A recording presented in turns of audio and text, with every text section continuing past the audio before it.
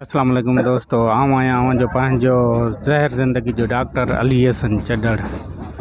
अवां ॾिसी रहे हो मुझे यूट्यूब चैनल अली हसन चढ़ड़ फैंस। अज जो ही जो वेलाग है असां वञूं पिया कराची ॾांहुं। मूंखे त शुरू खां ही वीडियो ठाहिणी हुई जीअं मां मीरपुर माथेलो स्टेशन ते आयुसि, पर असांजे मीरपुर माथेलो जे स्टेशन जे हाल इहो हुयो त जेसि ताईं ट्रेन आई असां अधु कलाक वेठा रहियासीं, बिल्कुल लाइट कोन आई। उन करे मूं जो ही वेलाग है हाँ असी कराची पहुँचण वारा आहियूं।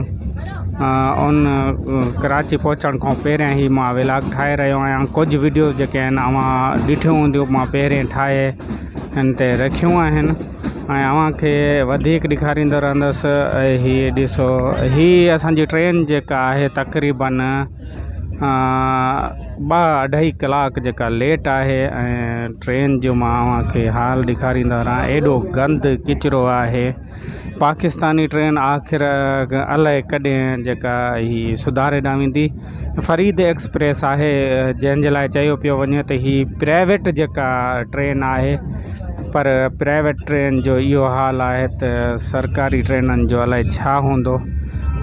चलो सफ़र रवां दवां आहे। अॻिते जेके कराची जा मंज़र हूंदा उहे अव्हांखे ॾेखारींदासीं ऐं असां सां गॾु जेके दोस्त आहिनि उन्हनि सां बि मुलाक़ात कराईंदासीं कंहिं अहिड़े जॻह ते वञी जिते सभु दोस्त गॾु असां सां गॾु।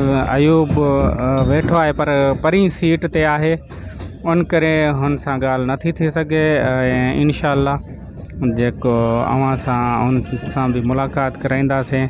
दोस्तनि खे गुज़ारिश त मुंहिंजे हिन चैनल खे सब्सक्राइब कयो, लाइक कयो, कमेंट कयो ऐं दोस्तनि सां शेयर कयो जीअं ॿिया वेलाग अव्हां सां शेयर करे सघजनि तमामु। ऐं हीअ ॾिसो, असीं ट्रेन में हिन वक़्तु मौजूदु आहियूं ऐं हीअ ट्रेन जो जेको सफ़र आहे वो पंहिंजी मंज़िल ॾांहुं रवां दवां आहे।